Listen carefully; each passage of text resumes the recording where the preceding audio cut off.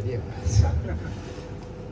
Alors j'aime bien la petite phrase au départ. Mesdames, messieurs les élus, mesdames, messieurs en vos grades et qualités, chers amis, puisque vous avez parlé d'amitié, et c'est vrai qu'on a une amitié sincère pour Toulouse et la dynamique de cette région. Cuisine mode d'emploi, 5 ans, boulangerie mode d'emploi, 5 ans, et vous ne pouvez pas savoir le bonheur que c'est de travailler, de transmettre l'idée, pas d'un emploi, mais d'un projet métier. Donc c'est toute la motivation que nous avons avec Philippe et Véronique Carillon et toutes les équipes évidemment de Cuisine mode d'emploi, comme ça a été dit. Maintenant, Food Lab. En 2004, je rencontre le premier Food Lab à l'université de Harvard avec David Edwards.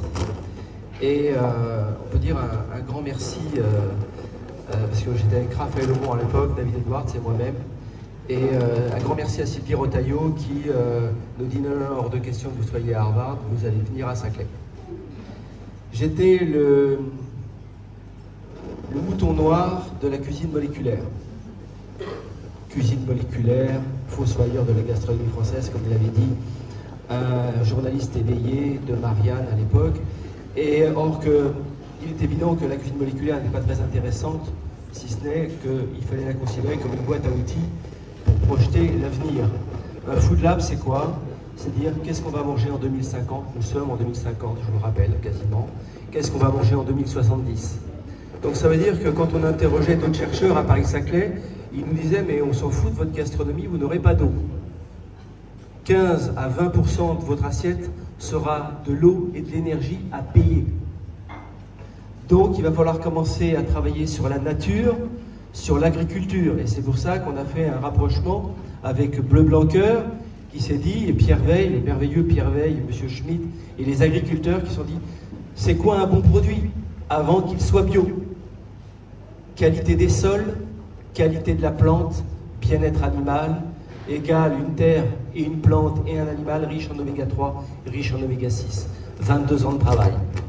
C'est ça un Food Lab. Ensuite, social. Toute la partie sociale et toute la partie économique qui va être travaillée dans ces Food Labs. La partie sociale, combien on paye un agriculteur pour qu'il fasse de bons produits, mais comment on attire l'idée, on fait venir l'idée qu'il faut qu'on arrête d'être des consommateurs et qu'on redevienne des mangeurs. C'est tout l'intérêt, parce que déjà à l'époque d'Aristote, il disait la cuisine c'est quoi? Plaisir, bien-être, mais santé. Et c'est pour ça que le Food Lab à Paris s'est rapproché de gens comme Gilles Boeuf sur la biodiversité et le biomimétisme, mais aussi de chercheurs qui sont à Marseille, qui aujourd'hui travaillent sur les gélifications instantanées, sur laquelle on va pouvoir travailler sur les embolisations. Vous voyez, quand on met le doigt dans un Food Lab, t'as pas de bol, c'est un véritable combat politique. Et j'en parle souvent avec la présidente de région, qui est très sensible à ces sujets, quand on lui dit, notre alimentation, si on veut rétablir un petit peu les choses sur cette planète, il va falloir passer au 80-20. 80% végétal, 20% protéines animales. Je ne conteste pas la protéine animale, mais elle doit être plus chère et de meilleure qualité pour mieux payer ceux qui la produisent dans de meilleures conditions.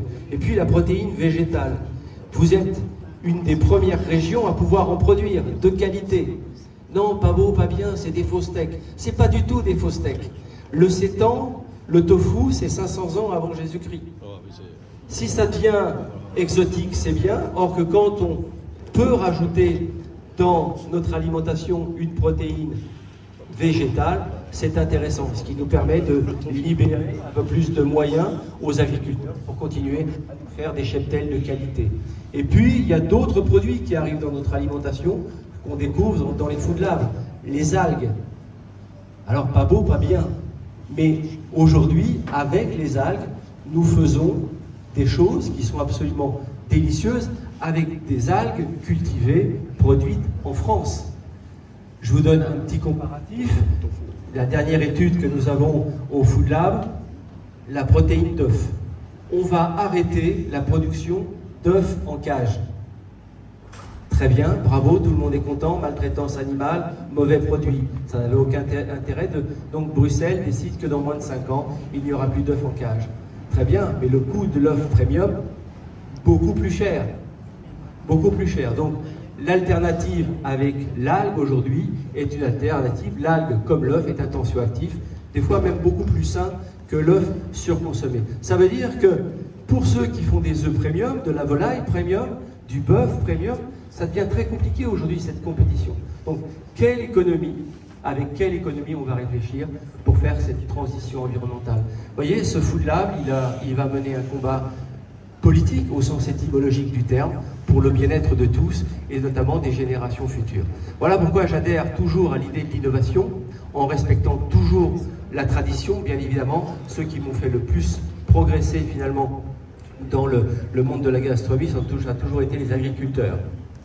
Et quand on leur a parlé de bleu blanc cœur, et bien aujourd'hui, 7000 agriculteurs ont rejoint cette filière bleu blanc cœur. Vous voyez que dans un Food Lab, on va réfléchir au fur et à mesure à tout ce qui touche à notre alimentation. Et quand je dis que c'est un combat politique, parce qu'il va falloir mettre aussi une économie en face de cela pour faire cette transition. Alors, je reprends ma casquette de président de l'UMIH. Les 3 premiers combats que j'ai menés pour l'UMIH, une meilleure communication pour nous, restaurateurs et hôteliers. Nous sommes une industrie.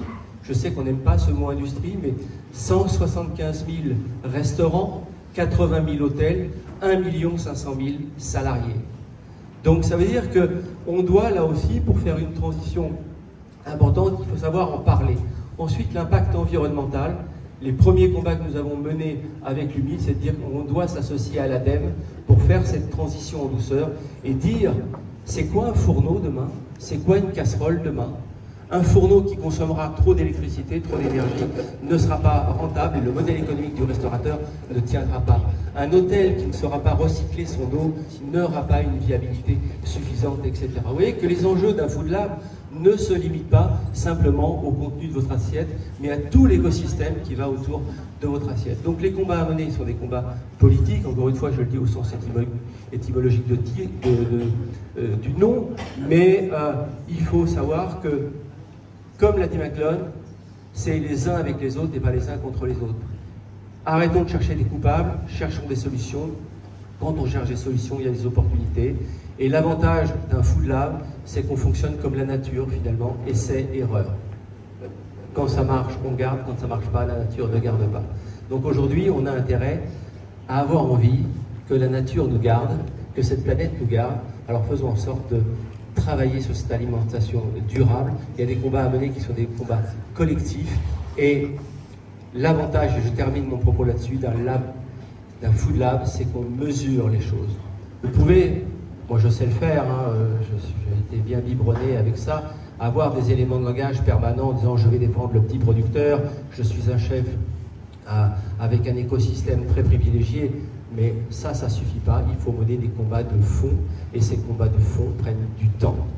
Voilà ce que je voulais vous dire au sujet du Food Lab, voilà pourquoi je suis enthousiasmé par ce projet du Food Lab, qu'on échange sur toute cette partie de l'alimentation d'avant la naissance de l'enfant, c'est ce qu'on l'a fait la dernière étude sur le lait maternel, pendant jusqu'à l'âge adulte, et puis quand l'âge des fois avance un peu trop, là aussi il y a toute une solution à aller chercher sur les textures modifiées qui doivent être de plus en plus saines et de plus en plus qualitatives.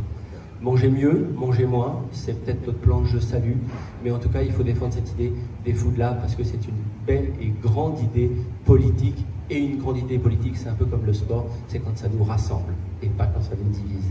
Merci de votre attention.